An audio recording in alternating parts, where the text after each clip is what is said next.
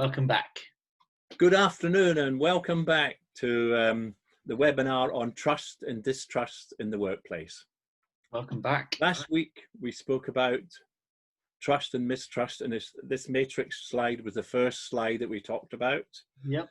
And how we have a logical and an emotional trust from an individual and collective.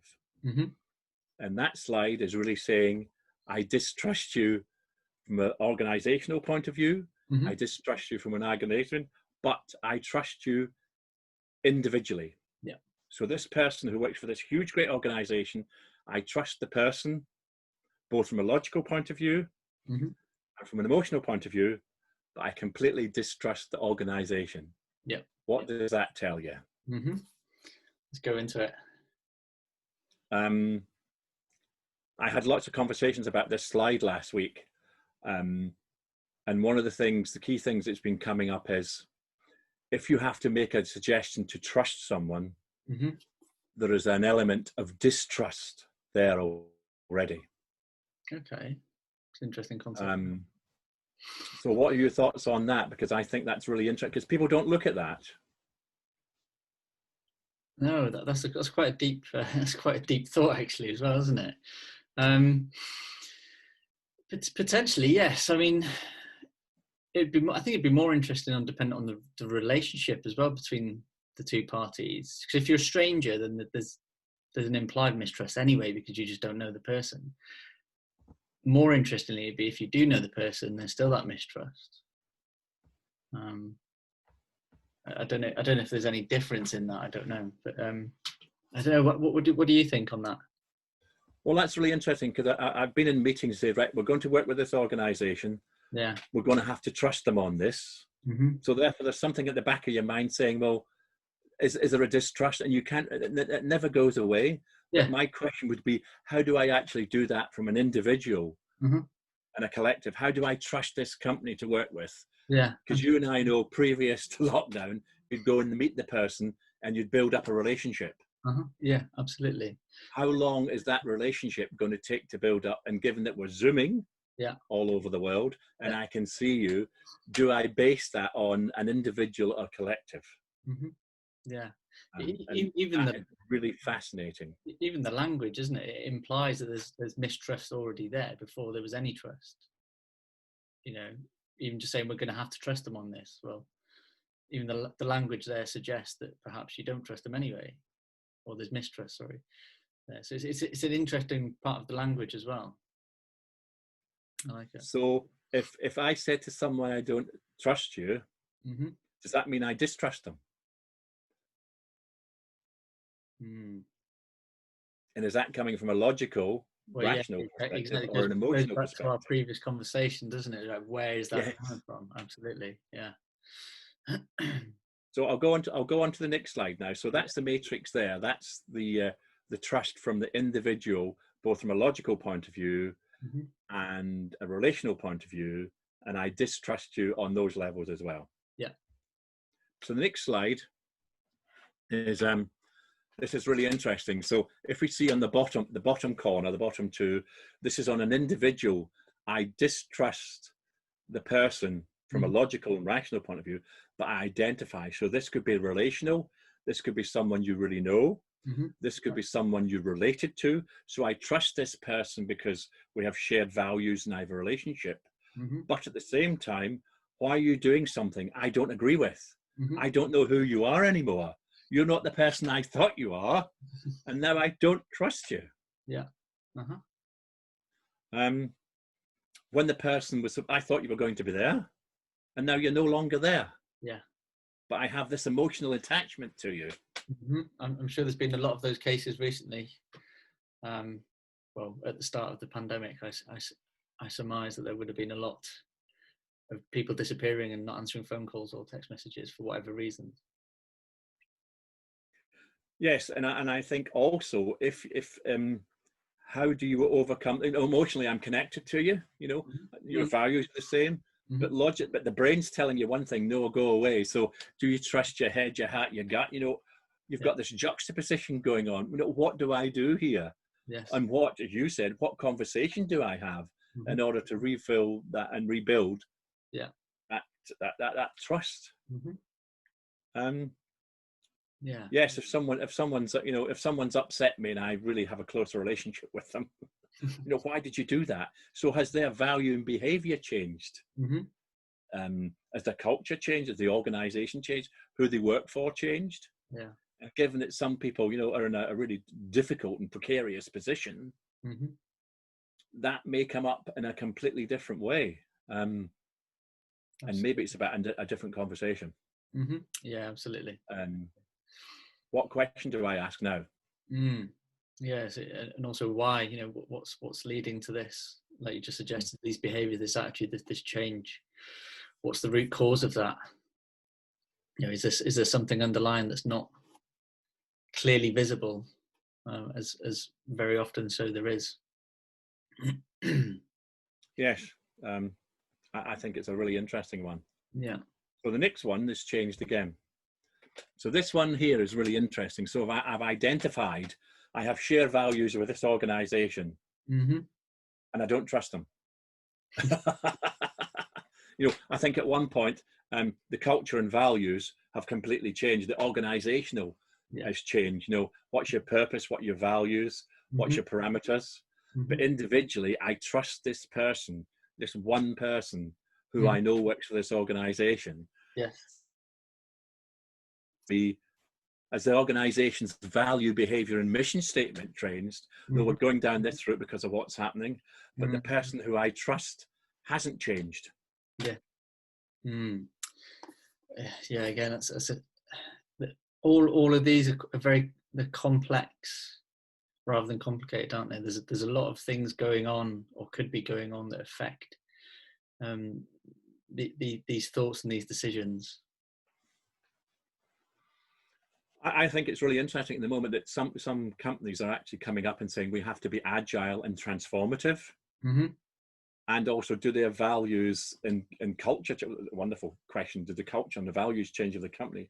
Yet at the same time, the people who have been there still have the same values and behaviors from an individual point of view, but the company now wants to change. And it's like, our customers are our best asset and delivery, but the customer who you trust is probably the person maybe sitting next to you. So overarching, the organization wants to change, but actually the values and behaviors of individual are probably more honest and integral to what they are going to be different. Absolutely. I was having a discussion about this this very week, actually, a few days ago.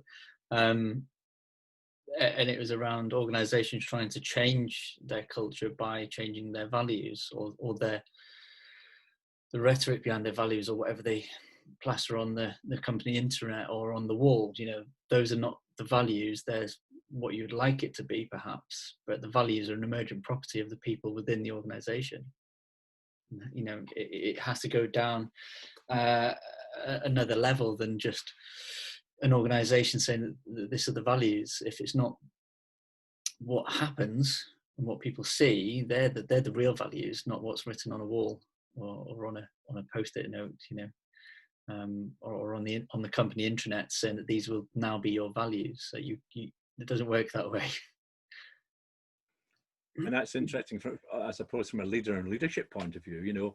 Is that, can I now trust this leader if this new organization is completely value driven and changed its values and behaviors and taking the individuals along with you on that route, whatever it is? And that can be really quite, frightening and challenging on more than one level. Yeah, absolutely. So the next one. So if you look at that now, so basically the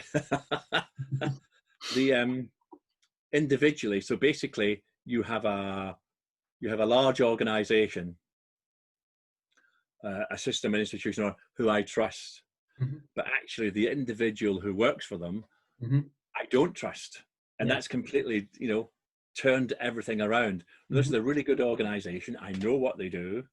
They might be making some different products. They might be making something really good, but the person who's supplying them, I don't trust them. So you go in and talk to the individual who worked for a big company. The big company you think is wonderful, but individually that person's values and behaviors don't reflect the organization. So that's another really interesting question, and it's got nothing to do with emotion. It's all logical and reasoned.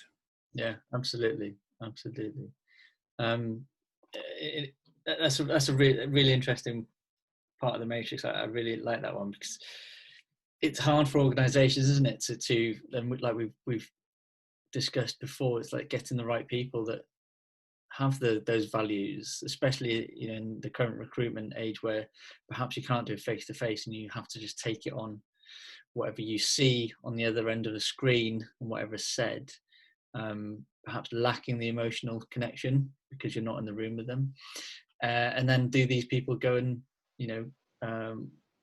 walk the organizational talk, and sort of do their values actually, are they in line with the organization ones or not? I think we'll see more of this perhaps come to fruition over the next probably 12 to 18 months,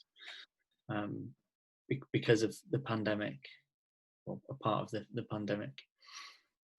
I think what you said is really interesting. So if I'm being interviewed for a job, have you read our mission statement? Yeah. Have you read our values and behaviors? Yeah. Yes, I have. But if you or I are having an interview, then how do you put that across? Yes, I completely understand your values and behaviors. Yeah. What are your values and behaviors at this moment in time? Well, I worked for a previous company, but now your values and behaviors are different. How would you change that? How would you come into the organization and change who you are? What a fundamental question to ask on a Zoom interview. Absolutely. And an interesting one as well, to throw back the other way for interviewees to ask of organizations, as well, especially in the current climate, how have their values and behaviors changed, either willingly or not. I think that's going to be a really interesting question as well over the next 12 to 18 months, because of the coronavirus and the impact that it's had. Well, it's interesting. I've seen some organizations who have not changed the recruitment process, and that's not going to work anymore. 17-page application form, that's not going to work. Yeah, that's not going to work. Absolutely. So I agree. Again, my wonderful slide, trusting yourself in the workplace. The cost of gaining trust is invaluable. The cost of losing trust is immeasurable. And given what was said on the slides, that works both for the individual and the collective. It does. It's a two-way relationship, isn't it? And do you know what? I think you should move the cost of losing trust to the top. That's the most important thing, I think, or could be the most, because and this is just from my perspective, because it's so immeasurable, you just don't know. No. And sometimes you don't know when it's too, the behaviors or the stuff that you're doing is having an effect, and you have no idea. You're blind to it. You're ignorant to it, because you live in your organizational bubble, perhaps, or people don't tell you the truth for whatever reasons. So I think that can be far more damaging from an organization perspective than gaining trust. It's quite easy to gain trust. We're fickle humans at times. Like Apple, build us something shiny and sparkling, throw it out every year, and people will buy it. But again, Apple's probably a really good example. But you start bumping the price up over year and year and year. Look what they're having to do now. Is literally their next model is going to be an interesting price point in comparison, because they've probably lost a lot of trust because of they just got a bit greedy, perhaps.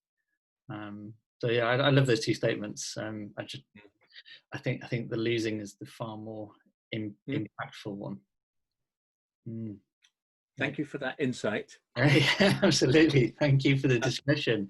It was brilliant. Excellent. Thanks. Next time, where we're going to go with this, I think it'd be nice if we could give some organisation examples for the matrix. That would be really interesting. Yes.